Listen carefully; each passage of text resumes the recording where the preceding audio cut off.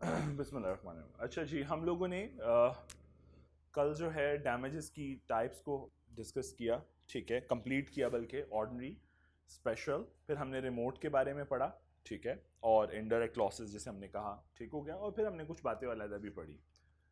एक question number 1 दिया था, होमवर्क के तौर पे किया एक दफ़ा, नहीं किया तो पढ़ लो, फिर पढ़ो क्वेश्चन।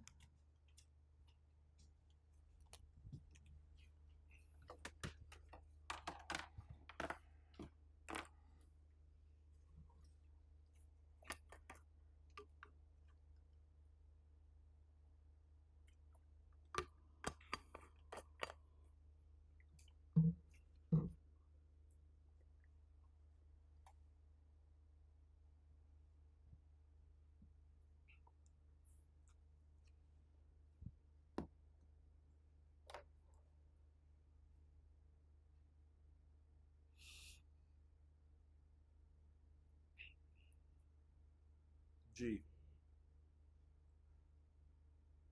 सलीम ने कॉन्ट्रैक्ट किया हुआ है 5 व्हीकल्स उसने देनी है पीएल को, जो कि मंथ ऑफ फरवरी में डिलीवर होनी है। Salim also entered into another contract for onward sale of this vehicle to JL. Salim ने आगे कॉन्ट्रैक्ट कर लिया है कि वो उससे खरीद के आगे जेएल को बेच देगा, यानी कि कॉन्सेप्ट कुछ ऐसे बना, पीएल से खरीदी जाएंगी।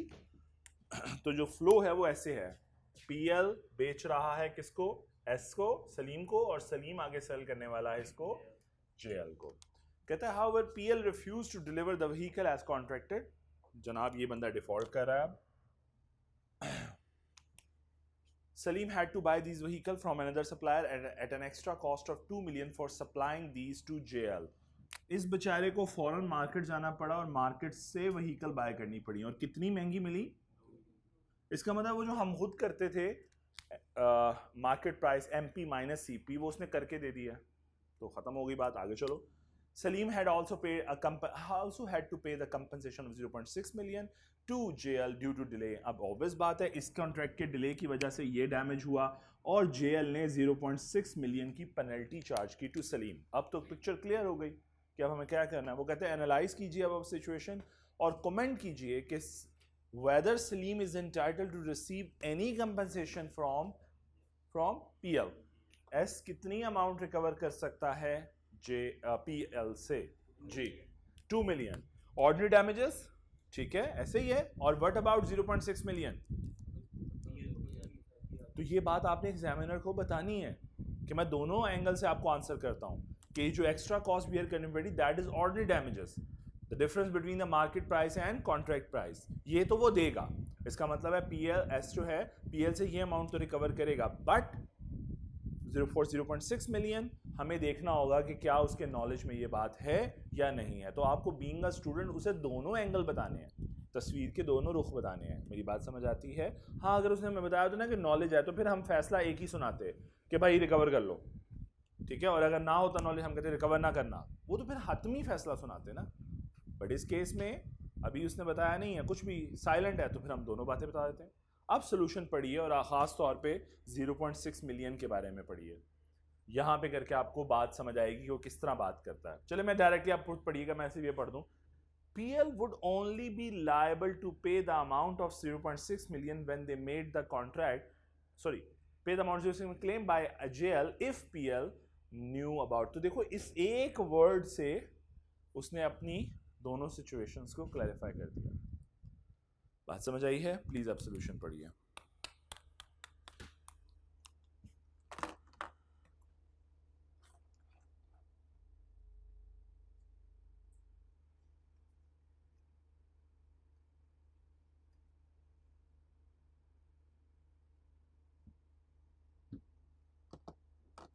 जी डन। सो पहले उसने आपसे देखो बात की ऑर्डिनरी डैमेजेस की, फिर उसने बात की आपसे स्पेशल डैमेजेस की, और ये पेपर था 2018 का। दो क्वेश्चन नंबर 2 तो बहुत आसान सा है, वो मैंने डिस्कस करा, मैं 3 पे आ रहा हूं क्योंकि 2 जो डिस्क्रिप्टिव है सिर्फ। BT BT is engaged in the business of import, purchase, and supply of electronic items. During the year, BT entered into the following contract for supply of various products. BT agreed to supply 500 electric oven to IL. The oven were to be manufactured by AB. AB failed to supply the oven to BT on time, due to which BT was unable to deliver the ovens to IL. Evaluate कीजिए BT position in the above situation. बहुत technical बात एक छुपी हुई है इस question के अंदर, अगर आप गौर करो. BT agreed to supply, BT ने सप्लाई करना था किसको? IL को. तो कॉन्ट्रैक्ट कुछ ऐसा था और BT बाय किससे कर रही थी? AB से. ऐसा ही है जी. अब देखो AB ने डिफॉल्ट किया है, AB failed to supply, right. तो डिफॉल्ट इसने किया. अब इसमें एक बात छुपी क्या हुई है बेटा, अगर आप गौर करो तो आप इसको पढ़ रहे हो अभी फिलहाल अपने कन्फाइंड नॉलेज में डैमेजेस के ऊपर. जरा मुझे बताओ इसके अलावा क्या लिखने पूछने के. देखो उसने ये नहीं पूछा आपसे, जरा आई कैप की ना हरकतें आपने थोड़ी सी नोट करके उस तरीके से चलना भी है. अगर वो कहता ना कैलकुलेट द डैमेजेस, तो खाली मैं इसी चैप्टर से आंसर कर देता. मैं कहता भाई डैमेजेस इस तरह बनेंगे, बात खत्म. मेरी बात समझ आ रही है? हम चैप्टर किस में है? डैमेजेस में. लेकिन जरा सवाल पढ़ो, evaluate BT's position in the given situation. BT की जरा पोजीशन इवैल्यूएट कीजिए. बताइए इसके अलावा क्या आंसर आपके जहन में आ रहा है. सोल्यूशन मत पढ़िएगा प्लीज, खुदा का वास्ता है. खाली जरा देखो क्या जहन में आ रहा है. क्वेश्चन का सोल्यूशन पढ़ो. क्वेश्चन के बाद क्या जहन में आ रहा है कि कौन सी और ऐसी प्रोविजन है जो लिंकअप नजर आती है जिससे मुझे बीटी की पोजीशन बतानी है. जहन पे थोड़ा डालो, जल्दी करो.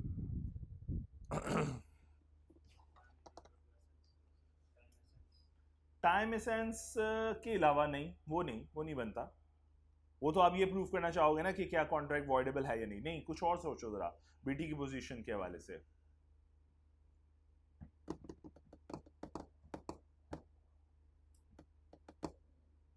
क्या हमने ऐसी कोई बात सब्सिक्वेंट इम्पॉसिबिलिटी के एक्सक्यूज में पढ़ी थी कि थर्ड पार्टी पे डिपेंडेंसी होगी तो क्या होगा? याद आई कुछ बात? हमने कहा था सब्सिक्वेंट इम्पॉसिबिलिटी क्या है? सब्सिक्वेंट या तो वो इलीगैलिटी में चला जाए या इम्पॉसिबल हो जाए. यही दो बातें थी ना. फिर हमने कहा था खबरदार सब्सिक्वेंट इम्पॉसिबिलिटी का बहाना मत बनाओ.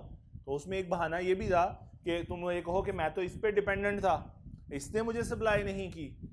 अब जरा गौर करो इस सिचुएशन में AB ने BT ने AB से गुड्स लेनी थी, राइट, ओवन्स लेने थे, और BT ने IL को सप्लाई करने थे. अब BT डिपेंडेंसी है ऑन AB वर्क और AB ने फेल हो गई है सप्लाई करने से ओवन. तो इसका मतलब है क्या ये एक्सक्यूज चल सकता है कि भाई वो BT से लेने थे उसने नहीं दिए तो मेरे लिए तो सब्सिक्वेंट इम्पॉसिबल हो गया? नहीं, ये बहाना. तो इसका मतलब एग्जामिनर ने इस क्वेश्चन में, मैंने यहाँ प्लेस जरूर किया है बट एग्जामिनर ने इस क्वेश्चन में कोई एक बात नहीं पूछी है. उसने दो चैप्टर को मिक्स कर दिया. उसने आपसे सब्सिक्वेंट इम्पॉसिबिलिटी भी टेस्ट की है चैप्टर 7 से. उसने आपसे डैमेजेस की अमाउंट के हवाले से भी डिटर्मिनेशन मांगी है चैप्टर 9 के हवाले से. कुछ बात समझ आई है? उसके लिए ये कॉन्ट्रैक्ट एक्ट है, आपके लिए चैप्टर्स हैं. मेरी बात समझ आती है? तो अब देखो मैं उसे क्या समझाऊंगा. मैं कहूँगा पहली बात कि सब्सिक्वेंट इम्पॉसिबिलिटी का एक्सक्यूज नहीं चलेगा, बहाने बनाना बंद करो. तो तुम लायबल हो. अब मेरा सेकंड क्वेश्चन आता है कितना लायबल हूं. भाई मुझे कोई इंफॉर्मेशन ही नहीं दी. क्या मेरे पास कोई इंफॉर्मेशन है for determination of the damages? अगर मैं कैलकुलेट करना चाहूं, नहीं है. मार्केट प्राइस ही नहीं है मेरे पास, कोई चीज ही नहीं है. कॉन्ट्रैक्ट प्राइस तो शायद गिवन है, नहीं गिवन, वो भी नहीं गिवन कि कितने के इलेक्ट्रिक ओवंस. तो इनफैक्ट मेरे पास प्राइस इंफॉर्मेशन नहीं है. वरना मैं जरूर बताता कि भाई BT जो है वो IL को डैमेजेस पे करेगा और BT जो है वो AB से डैमेजेस रिकवर करेगा. कितने? वो ऑर्डिनरी डैमेजेस भी हो सकते हैं अगर मुझे ओवन बाहर से लेने पड़े, किसी और से इंपोर्ट करने पड़े, और अगर मैं ओवन इंपोर्ट ना कर सका तो वो फिर दूसरा सिनेरियो, प्रॉफिटेबिलिटी वाला सिनेरियो चला जाएगा. चलो वो भी छोड़ते हैं. सो BT AB से कितने रिकवर कर सकता है अमाउंट? वो ऑर्डिनरी डैमेजेस भी और सेकंड ये वाले डैमेजेस भी जो उसने IL को पे किए हैं, स्पेशल डैमेजेस भी. यानी आसान लफ्ज कहूं कि BT जो है वो AB से ऑर्डिनरी डैमेजेस भी रिकवर कर सकता है और स्पेशल भी. लेकिन प्राइस इंफॉर्मेशन ही नहीं है मेरे पास. मेरी बात समझ आ रही है? अब जरा सोल्यूशन पढ़ते हैं.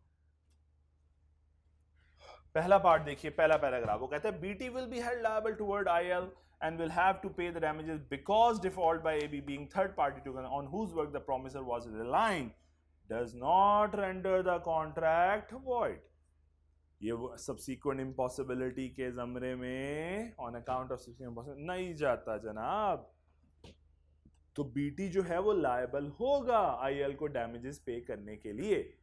अब देखो बीटी की, जब एक और बात छोटी सी समझाऊं, जब आपको कहा जाता है डैमेजेस तो आप डिटरमिन करके बता देते कि भाई बीटी और एबी के डैमेजेस। अब वो देखो वो कह रहा है मुझे इसकी पोजीशन बताओ, तो जरा गौर करो, सोल्यूशन के अंदर एक पोजीशन इस हवाले से बता रहे हो, एक पोजीशन इस हवाले से बता रहे हो, एक में वो डिफॉल्टर बन गया है, एक में एग्रीव पार्टी बन गया है। बात समझ आई? तो बीटी की पोजीशन जब वो पूछता है तो फिर बेटा वो इस तरह ये सवाल पूछ रहा है आपसे। क्लियर? तो अगली बार भी कभी क्वेश्चन आए और आपसे एक मिडिल पार्टी के बारे में पोजीशन पूछी जा रही है उसकी, तो आपने दोनों साइड से आंसर करना है कि बीइंग अ डिफॉल्टर उसके ऊपर क्या लायबिलिटी और बीइंग एग्रीव पार्टी वो क्या कंपनसेशन क्लेम कर सकता है। अब ये देखो पहला पार्ट आपको नजर आया, ये लायबिलिटी के हवाले से हो गया। However BT can recover ordinary damages from AB which occurred due to the breach of contract. BT can also recover special damages if it was known to AB at the time of making the। तो दोनों बातें कर दी लेकिन आखिर में देखो उसने अपने एक कैवियट डाल दिया, जिसका मैं अक्सर कहता हूँ जागते रहना हमारे साढ़े ना रहना, उसने वो डाल दिया। उसने कहा amount of damages in both cases, यानी अगर मैं बात करूं बीटी के हवाले, बीटी और एबी के हवाले से या बीटी और आईएल के हवाले से, दोनों केसेस में कहता है, इस केस में और इस केस में कहते हैं these those claim from AB and those payable to IL would depends as to whether or not the ovens manufactured by AB could be readily purchased from the। कहते हैं यहां पे एक क्वेश्चन जरूर समझने की जरूरत पड़ेगी ऑर्डिनरी डैमेजेस में कि क्या ओवन मार्केट से मिलेंगे कि नहीं मिलेंगे, क्योंकि अगर मिलेंगे तो ऑर्डिनरी डैमेजेस पे कर रहे होगे, वरना सारे का सारा प्रॉफिटेबिलिटी रिकवर करोगे। याद है वो बात जो हमने एक एग्जांपल की भी थी कि जब नहीं मिला, आयरन मार्केट में अवेलेबल नहीं था, तो हमने क्या किया था, पूरे का पूरा कॉन्ट्रैक्ट का जो लॉस ऑफ प्रॉफिट था वही डैमेजेस की सूरत में रिकवर कर लिया था। चलें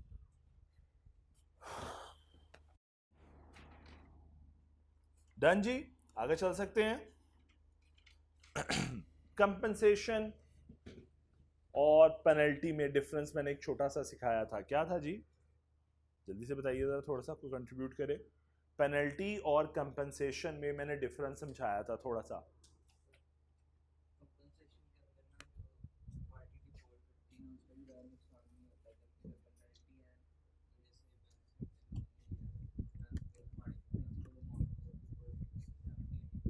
एक्स्ट्रा अमाउंट चार्ज, ठीक है। हमने ये पढ़ा था, बिल्कुल सही कहा, हमने ये कहा था कि कंपनसेशन जो है वो एक रियलिस्टिक एस्टिमेट है ऑफ द लॉस, एक रियलिस्टिक, एक गुड एस्टिमेट ऑफ लॉस, जबकि पेनल्टी जो होती है वो एस्टिमेट नहीं होता, वो पेनलाइज करने के लिए, डराने के लिए सामने वाली पार्टी को कि वो कॉन्ट्रैक्ट ना तोड़े, इसलिए इम्पोज किया जाता है। उसका लॉस से दूर दूर तक कोई ताल्लुक नहीं होता, वो हमेशा लॉस की अमाउंट से कहीं गुना ज़्यादा होता है। मैं कहूँ अगर मेरे कॉन्ट्रैक्ट का लॉस जो है वो 5,000 रुपये है और मेरे डैमेजेस की अमाउंट बनती है 3,000, 2,000, 4,000 डिपेंडिंग ऑन द सिचुएशन, लेकिन अगर मैं कहूँ मैंने पेनल्टी रखी हुई है कि भाई जो कॉन्ट्रैक्ट तोड़ेगा उससे 10,000 रुपये जुर्माना होगा, तो अब इसका लॉस से कोई ताल्लुक नहीं है, ये अमाउंट मैंने सिर्फ कॉन्ट्रैक्ट में डराने के लिए रखी हुई है। मेरी बात समझ पाते हो? सो अब पढ़ते हैं।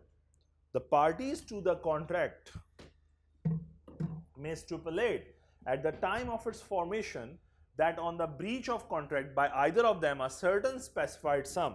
अच्छा अब यहाँ पे मैं कंक्लूड करूँ, ऑन ये काम कब हो रहा है? फॉर्मेशन के ऊपर। ऑब्वियसली आप जब बैंक के साथ भी कॉन्ट्रैक्ट या कोई भी दो पार्टीज को तो तभी टर्म्स डिसाइड हो रही हैं, बात समझ आती है, दो पार्टीज के दरमियान। By either of them a certain specified sum will be payable as damages, such a sum may or may not be penalty। ये हो भी सकती है, जो आपने क्लॉज डाली है बीच में, दो पर्सन जब कॉन्ट्रैक्ट कर रहे हो, जो अमाउंट डैमेजेस की क्लॉज डाली है वो पेनल्टी भी हो सकती है और नहीं भी हो सकती। कहता है sum is by way of penalty which is extravagant and disproportionate to the damages likely to accrue as a result of the breach. कहता है अगर जो अमाउंट तुमने एज अ डैमेजेस डाली है वो अगर तो रियलिस्टिक एस्टिमेट है तो ठीक है, उसे कंपनसेशन कह लो, लेकिन अगर वो रियलिस्टिक एस्टिमेट नहीं है, डिसप्रोपोर्शनेट है, disproportionate to the damages likely to accrue, यानी जो लॉसेस होने हैं उससे उसका कोई आस्ता वास्ता नहीं है, तो फिर उस केस में से क्या कहोगे, पेनल्टी। द कोर्ट, अच्छा अब एक बड़ी इंपॉर्टेंट बात, आपने तो लिख दिया पेनल्टी, सपोज मैं बैंक से लोन ले रहा हूं, बैंक ने लिख दिया खबरदार सलमान, जिस दिन तुमने लोन ब्रीच किया, जिस दिन तुमने कॉन्ट्रैक्ट ब्रीच किया, मैं तुम्हें से मैंने लोन लिया, अज्यूम कीजिए 3 लाख रुपए का, और मुझे बैंक ने लिख दिया कि अगर तुमने डिफॉल्ट किया तो तुम 6 लाख रुपया पे करोगे। मेरी बात समझ आती है, तो मुझे 6 लाख पे करोगे। अब मुझे लग रहा है कि ये अब मुझे लोन लेने है, मैं तो मजबूर हूं, मैं तो ले ही लूंगा, सपोज मैं तो मजबूर हूं, मैं तो वो लोन ले ही लूंगा, लेकिन प्रॉब्लम ये आएगी कि अगर मैं लोन लेता हूं और मुझे जब अगर मैं बाद में डिफॉल्ट करता हूं तो मुझे 6 लाख देना है, तो मैं तो कोर्ट में चला जाऊंगा या केस कोर्ट में चला जाएगा, और आप कोर्ट को कहोगे सर ये पेनल्टी पे ज़रा नज़रसानी फरमाइए, इतनी पेनल्टी 3 लाख के लोन के एवज मैं 6 लाख क्यों पे करूं। तो कोर्ट ना इस लिमिट को हमेशा मैक्सिमम लिमिट समझता है कि ये 6 लाख मैक्सिमम लिमिट है, मैं इससे कम करना चाहूं तो रिजनेबल करना चाहूं तो मैं कर सकता हूं, मतलब कोर्ट आपको लेस पेनल्टी की क्लॉज के बाद आपको रिजनेबल अमाउंट चार्ज करवा सकता है, लेकिन पेनल्टी की जो 6 लाख है ये मैक्सिमम है। ऐसा नहीं होगा कोर्ट कहे तेरे तूने जो हरकत की है तेरे तो 8 बनते हैं, फिर तू 8 लाख दे, ऐसा नहीं होगा। पेनल्टी की जो एग्रीड अमाउंट है उससे ऊपर नहीं जा सकता कोर्ट, उसे रिड्यूस कर सकता है, यानी कि एग्रीव पार्टी को, सॉरी डिफॉल्टिंग पार्टी को थोड़ा सा रिलैक्स किया जा सकता है। The court will award to party aggrieved only reasonable compensation not exceeding the amount of penalty stipulated, कि भाई उससे कम अमाउंट हम आपको चार्ज कर सकते हैं, ज्यादा अमाउंट कोर्ट चार्ज नहीं करेगा। कोर्ट को लगेगा 6 लाख ज्यादती है आपके साथ, तो कोर्ट आपको रिड्यूस करवा देगा अमाउंट। Is that clear? चलो अब पढ़ें जी एग्जांपल्स जो भी सारी गिवन है, एक दफा समझे जरा। इसमें लोन की अमाउंट आएंगी शायद वो आपको तंग करें, लेकिन अभी फिलहाल पढ़िए 21, 22, 23, 24, 25।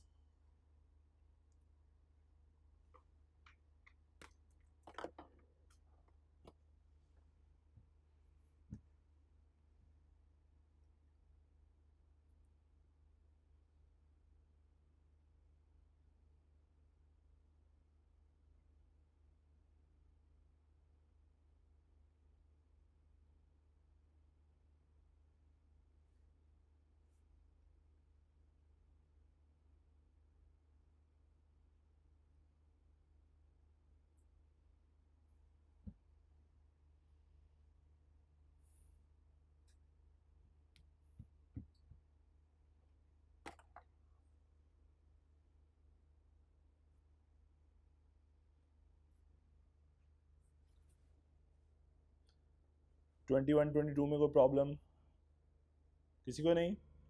चलें 23, 4, 5, इसमें लोन का अमाउंट होगी, वो आपको थोड़ा सा तंग करे शायद।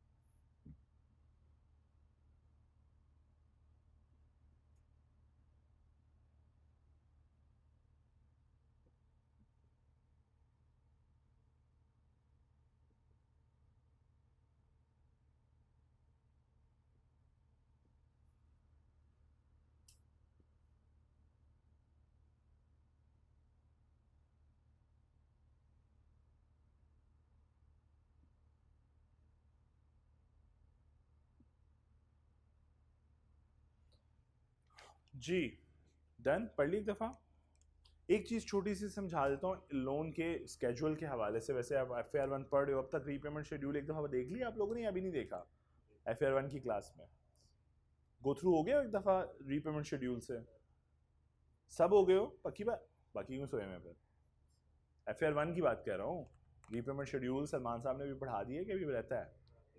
पढ़ा दिया हुआ है। देखो एक छोटी सी चीज़ समझो, बैंक का सिस्टम थोड़ा सा समझ लो। अगर आपकी एक अमाउंट है जो आप, फॉर एग्जांपल मैंने इस वक्त कहा 9 लाख रुपया आपने, मैं इंटरेस्ट वगैरह के रेट पे नहीं जा रहा, चक्कर में पड़ रहा, मैं सिर्फ आपको कुछ चीज़ें समझाने लगा हूँ। अगर 9 लाख रुपया आपने लोन लिया है तो क्या 9 लाख वापस लेता है बैंक आपसे? क्या करता? इंटरेस्ट रेट चार्ज करता है, राइट। ऐसे उसकी अर्निंग क्या है? आपको लेंडिंग पे इंटरेस्ट कमाना। हो सकता है वो आपकी इंस्टॉलमेंट्स बना दे, वो कहे अच्छा जी 3 साल का आपका लोन है, ईयर 1, ईयर 2, ईयर 3, और वो कहे जी आपकी इंस्टॉलमेंट बनती है 3,25,000 रुपए की 1 साल की, अज्यूम कर रहा हूँ, ठीक है, मैं सारे फैक्ट्स अज्यूम कर रहा हूँ, या 25 करने की बजाय 3,50,000 की एक अमाउंट, 3,50,000 की सेकेंड ईयर, और 3,50,000 की थर्ड ईयर, 3 सालों की अमाउंट। और मेरा इंटरेस्ट जो है इस तीनों सालों में, पहले साल में आपसे 50,000 कमाऊंगा, दूसरे साल 50,000, हो सकता है तीसरे साल कम हो जाए, मैं अभी सिर्फ अज्यूम कर रहा हूँ एक एग्जांपल, मैं तो अकाउंटिंग नहीं सिखा रहा, मैं आपको सिर्फ लॉ की एक चीज़, बैंक का एक सिस्टम सिखा रहा हूँ। बैंक क्या करता है, आपसे रिकवर तो 50,000 लेता है, लेकिन अपना लोन एडजस्ट, अपना इंटरेस्ट एडजस्ट करने के बाद आपको कहता है कि आपकी प्रिंसिपल अमाउंट है 3 लाख, और फिर ये 3 लाख आपके बैलेंस में से लेस हो जाता है। बात समझ आई? फिर उसके बाद अगले सिनेरियो में भी ऐसे ही होता है। थैंक यू बेटे, थैंक यू सो मच। अगला सिनेरियो भी कुछ ऐसा ही है। यहां पे भी अगर मैं कहूं 3,50,000 में से 50 लोन है, ये भी 3 लाख हो गया, ये भी 3 लाख हो गया। मैंने आसान करने के लिए एग्जांपल इंटरेस्ट को चेंज नहीं करा, वरना आप लोगों को भी पता है कि इंटरेस्ट डिमिनिशिंग वे में चल रहा होता है, ठीक है, लेकिन वो आपकी अपनी मर्जी है, मैं सिर्फ समझाना कुछ चाह रहा हूँ। ये देखो प्रिंसिपल पे होता होता अल्टीमेटली क्या हो जाएगा? 0, और ये बन जाएगी बैंक की इनकम 3 सालों की, और ये आपकी इंस्टॉलमेंट अल्टीमेटली आप पे कर रहे हो कितना? 1,1050,000। इसका मतलब 10,50,000 रुपए। ऐसे ही है जी। मैं सिर्फ सिखाना ये चाह रहा हूं कि अब मुझे एक बात बताओ, अगर आप पहले साल के बाद डिफॉल्ट कर जाओ तो आपकी प्रिंसिपल अमाउंट ऑफ लायबिलिटी कितनी है? 6 लाख। ऐसे ही है। क्या बैंक को जस्टिफाइड है कि बैंक कहे मुझे ये सारा इंटरेस्ट चाहिए तुमसे? मतलब बैंक आपसे फौरन कहेगा, एक चीज समझा दूं, जिस दिन आप डिफॉल्ट करते हो बैंक फौरन कहता है कि मेरी जितनी प्रिंसिपल लायबिलिटी है फौरन पे कर दो। डिफॉल्ट के केस में आपने जितना लोन लिया होता है फौरन रीपेबल हो जाता है उसी वक्त। क्लॉज है बैंक की, क्लॉज बैंक के हर एग्रीमेंट में ये क्लॉज लिखी होती है कि आपने जिस वक्त डिफॉल्ट किया सारे का सारा लोन प्रिंसिपल अमाउंट रीपेबल हो जाएगी। तो बैंक ये 6 लाख मुझसे वापस मांग ले ये उसका राइट है, बट बैंक मुझे के 6 लाख के साथ मुझे ये 1 लाख भी दो। ये क्यों दूं भाई? अगले 2 साल मैंने तुम्हारा लोन इस्तेमाल किया क्या? मैंने जब तुम्हारी एक प्रोडक्ट ही इस्तेमाल नहीं की तो फिर सर्विस चार्जेस क्यों पे करूं?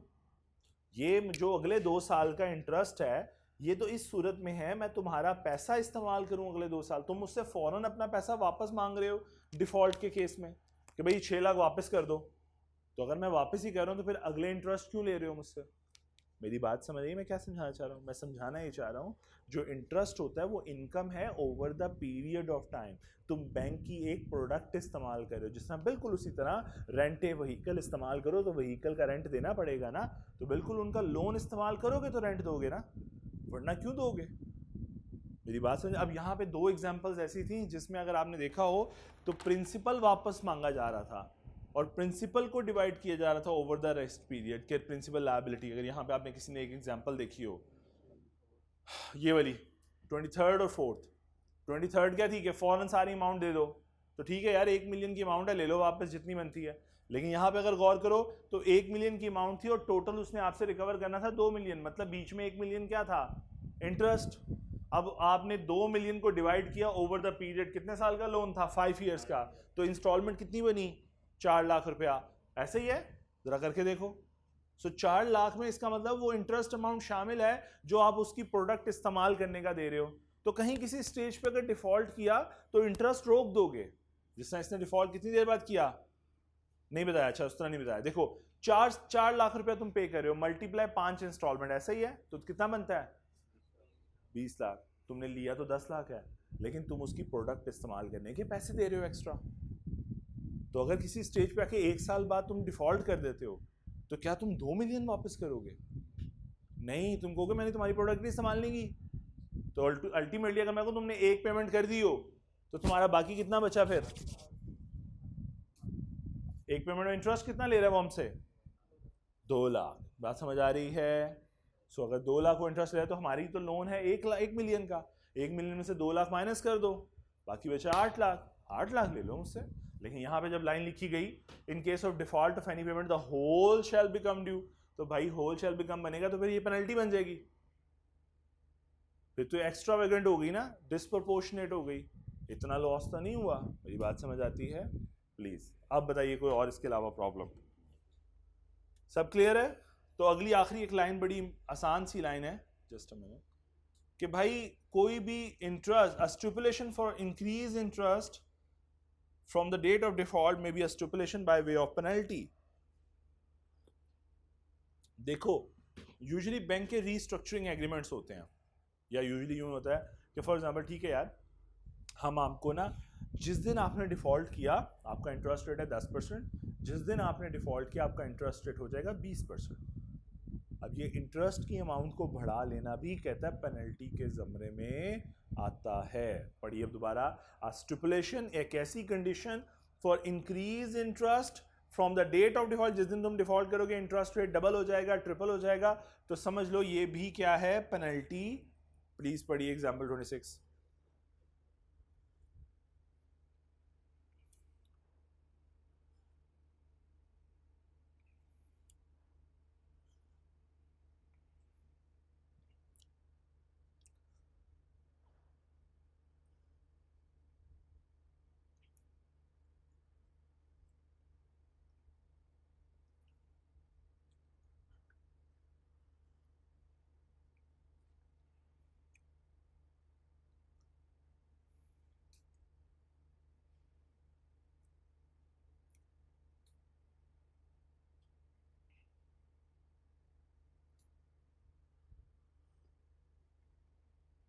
डन बेटा, इसके साथ ही ये चैप्टर जो है ये ख़त्म हो जाता है। आइए हम एक छोटा सा स्केच और समझते हैं और फिर उसके बाद क्लोज करेंगे क्लास को।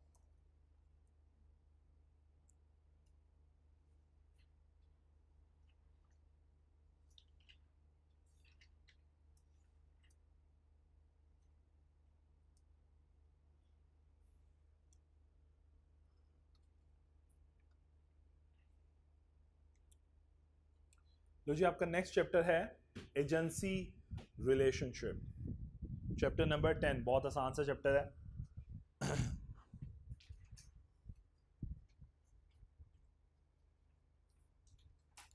अगर आप कैफ 3 की बात करो तो यही चैप्टर कॉन्ट्रैक्ट एक्ट के बराबर का चैप्टर था, मतलब जितने चैप्टर बाकी कॉन्ट्रैक्ट एक्ट के होते थे जितना, उतना ये एक चैप्टर बल्कि था। लेकिन जब ये सिलेबस रिवाइज हुआ तो आई कैप ने सारा चैप्टर ही सिलेबस से निकाल दिया। I don't know why. पूरा सारा टेक्निकल एरिया निकाल चुका है। अब ये बिल्कुल सिंपल सा 2 पेजेस का चैप्टर है, अगर आप गौर करो 2 से 3 पेजेस का, मैक्सिमम 2 to 3 पेजेस का चैप्टर है ये, और कुछ भी नहीं है खास। अच्छा एक चीज जरूर, ये फिर छोड़ा क्यों, जहमत क्यों की कि ये 2 पेजेस डाल दे या रहने दे, क्यों ऐसा क्यों किया? उसकी रीजन ये है कि आपकी पार्टनरशिप की बुनियाद एजेंसी रिलेशनशिप पे है। सो उसको समझाने के लिए उसने एजेंसी रिलेशनशिप का बेसिक नॉलेज यहाँ पे चैप्टर 10 में रहने दी है, कि अगर यहाँ पे समझ लेंगे तो पार्टनरशिप को समझना, पार्टनरशिप की फॉर्मेशन में सबसे की एलिमेंट जो है वो म्यूचुअल एजेंसी रिलेशनशिप का है, कि हर पार्टनर दूसरे के लिए एजेंट है, और एजेंट वो होता है जो प्रिंसिपल को फंसा देता है। अब ये वर्ड आपने पहले नहीं सुने, एजेंट और प्रिंसिपल। देखो फॉर एग्जांपल, अगर मैं आपको रिप्रेजेंट कर रहा हूं तो मैं आपका एजेंट हूं और आप प्रिंसिपल। मेरी बात समझ आई? मैं मोस्टली केसेस में रडोल्फ पाकिस्तान को रिप्रेजेंट करता था टैक्स बार में, टैक्स एफबीआर के सामने। अब एफबीआर के सामने मैं कौन हूं? एजेंट, जो रिप्रेजेंट कर रहा है किसको? अपनी कंपनी को। कंपनी क्या हुई? प्रिंसिपल। अगर आप फॉर एग्जांपल, अब आप आइए जरा आसान सी एग्जांपल पे, आप चले जाते हैं किसी बेकरी पे, ठीक है, आपको एक कॉस्ट्यूम के अंदर लोग नजर आते हैं जो बेचारे जो उनके एम्प्लॉयज होते हैं, वैसा है। आपको ये आइडिया होता है कि यार ये कौन है? इनका सेल एजेंट, ऐसा ही है ना, सेल्स करेगा जी, ये मुझे बेचेगा चीज़, तो आप फौरन उसके बाद चले जाते यार ये पैक कर दो, ये पैक कर दो, लाइक ऐसे ही है ना। अच्छा, अगर वो एजेंट आपसे बदतमीजी करे सपोज, तो आप कंप्लेन किसको करते हो? ऑनर को। आप ऐसे ही कहते हो ना, जब मैनेजर बुला, ऑनर बुला, उससे बात करूंगा। अच्छा चलो, इसको तो ये लड़ाई तो बाद में करते हैं। मुझे ये बताओ, आपने वहां से एक चीज़ बाय की, से अज्यूमिंग अ पेस्ट्री, आपने वहां से एक पेस्ट्री बाय की। मुझे ये बताओ, ये जो सेल हुई है, सपोज कोई एक नाम ले लीजिए, जलाल सन्स का नाम है, जलाल सन्स से जो आपने पेस्ट्री बाय की है, क्या वो कॉन्ट्रैक्ट आपने जलाल सन्स के साथ किया या उस एजेंट के साथ किया? सेल का कॉन्ट्रैक्ट आपने, सेल उनकी सेल हुई है ना, और आपने परचेज किया, ये कॉन्ट्रैक्ट किसके साथ हुआ है? जलाल सन्स के साथ। इसका मतलब आप कॉन्ट्रैक्ट तो प्रिंसिपल के साथ कर रहे हो, बातचीत सारी आपने एजेंट के साथ की है, कॉन्ट्रैक्ट निगोशिएट सारा आपने उसके साथ किया, ये वाली कर दो, ये वाली कर दो, ये चीज दे दो। बात समझ पा रहे हो? इसका मतलब ये हुआ, एजेंट वो पर्सन होता है जो थर्ड पार्टी को रिप्रेजेंटेशंस देता है, निगोशिएशंस करता है। मेरी बात समझ आई? कॉन्ट्रैक्ट को फैसिलिटेट करता है।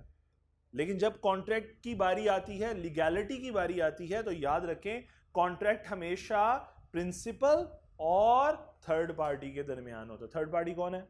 इन दोनों के अलावा कोई भी कस्टमर, कोई भी सप्लायर। मेरी बात समझ आई? तो मैंने क्या सिखाया एजेंसी रिलेशनशिप में कि एजेंट जो है वो प्रिंसिपल को बाउंड कर देता है इन अ कॉन्ट्रैक्ट, और खुद वो बाउंड, वो सिर्फ निगोशिएट कर रहा है, वो सिर्फ फैसिलिटेट कर रहा है, रिप्रेजेंट कर रहा है। बात समझ आई? कोई, अब मैं आता हूं उस पॉइंट पे, कोई एजेंट आपसे बदतमीजी करे, कोई चीज खराब निकल आए, सपोज आप लेकर गए हो, चीज पुरानी थी, खराब थी, लोअर क्वालिटी, इंफीरियर क्वालिटी की थी, आप वापस आओगे, किसके खिलाफ करोगे कार्रवाई?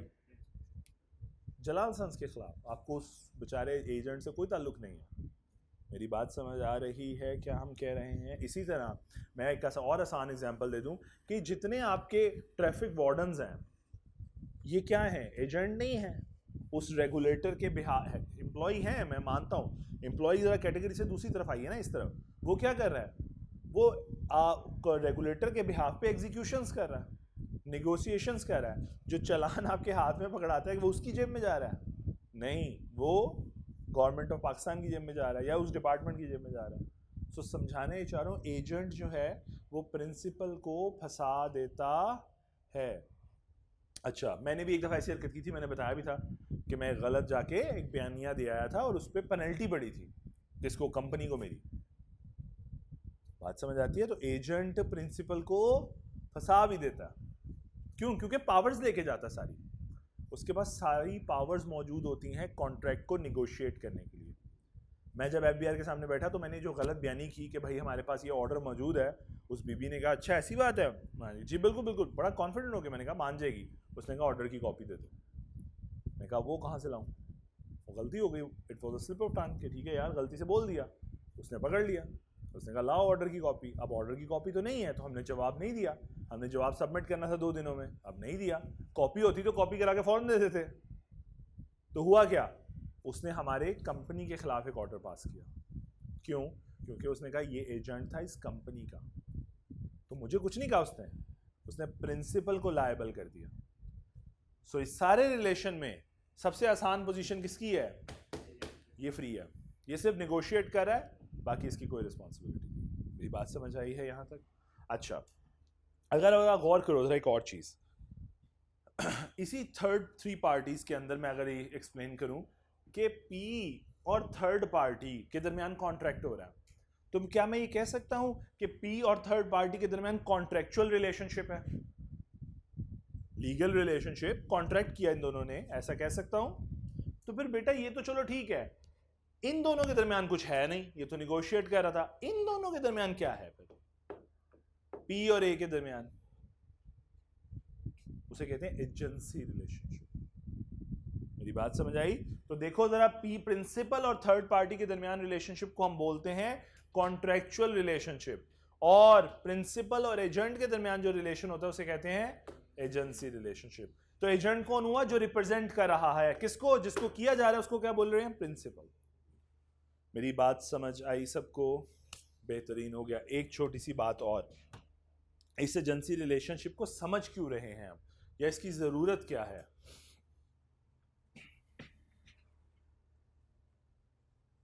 अच्छा, एक चीज़ और वैसे साथ साथ छोटी छोटी बता दूं कि देखो समटाइम्स क्या होता है, अगर आप देखो तो क्या प्रिंसिपल ऑफ जलाल सन्स या ऑनर ऑफ जलाल सन रोज आके सेल एजेंट को कहते हैं आज तुम सेल करोगे?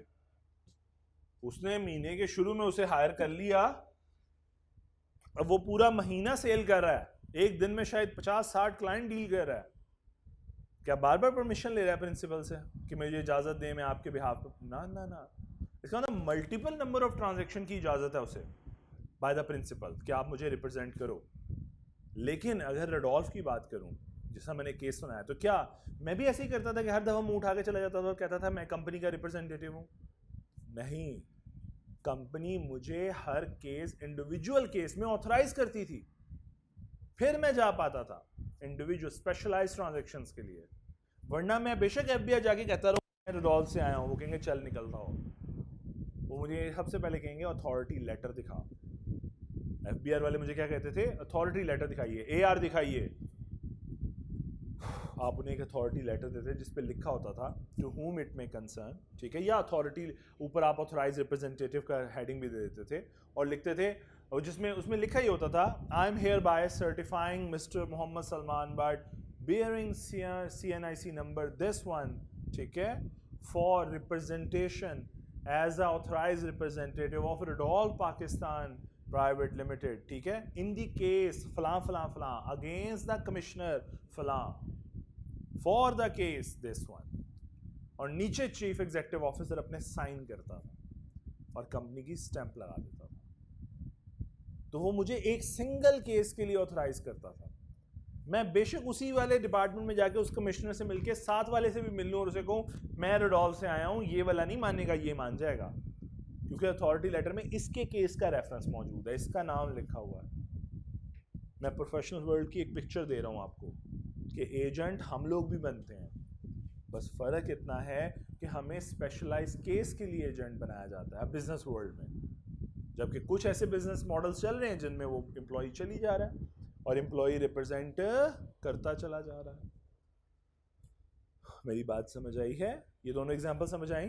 तो हम भी एज अ एजेंट काम करते हैं लेकिन स्पेशलाइज केसेस में, ठीक है, क्लियर? अच्छा, अब एक प्रॉब्लम ये आता है छोटा सा, चलो बस ठीक है, यहीं तक से काम कर, या एक छोटी सी बात और कर लेते हैं बस, लास्ट खत्म लास्ट। देखो प्रॉब्लम क्या आना है, प्रॉब्लम कहाँ आता है? ये बंदा कुछ गलत हरकत करे, फंसेगा कौन? प्रिंसिपल। किसकी तरफ? इसका मतलब मैं ये वर्ड बोल सकता हूं, बड़े केयरफुली सुनिएगा, liability of the principal toward third party. के लायबिलिटी किसकी रहेगी हमेशा? प्रिंसिपल की टूवर्ड थर्ड पार्टी। पुट्ठी हरकत किसने की है? मेरे केस में देखिए, मेरे वाला प्रैक्टिकल केस है, मैंने पुट्ठी हरकत की, गलत स्टेटमेंट दी, और पेनल्टी किसको पड़ी? मार के डैमेजेस किसको पड़े? कंपनी को, प्रिंसिपल को। प्रिंसिपल ने वो डैमेजेस पे किए थर्ड पार्टी को। इसका मतलब मैं कह सकता हूं liability of the principal toward third party. ये तो हो गई बाहर की बात, ये तो हो गया कॉन्ट्रैक्चुअल रिलेशनशिप के अंदर प्रॉब्लम कि उसने पे कर दिया। बाद में कल को उसने मुझे बुलाया, मंसूर साहब ने, वो डायरेक्टर ने, क्या हो रहा, ये क्यों आया? तो अब यहां पे दो बातें हैं, या तो मेरी गलती है या नहीं होगी, या तो कंपनी की गलती होगी या मेरी गलती है, मैं गलत बयानी करके आया हूं, तो अब ये मेरी गलती थी। बात समझ आती है? ये जो हरकत मैंने की, ये मिस स्टेटमेंट मेरी गलती थी, तो फिर क्या प्रिंसिपल को भुगतना चाहिए? थर्ड पार्टी के, प्रिंसिपल कह सकता है ना डायरेक्टर के, जाओ भाई मेरे एजेंट से लो, सलमान से लो, उसने गलत बयानी की है। नहीं भाई, वो ऐसा नहीं कह सकता। लायबिलिटी टूवर्ड थर्ड पार्टी हमेशा प्रिंसिपल की रहती है, एजेंट कुछ नहीं है।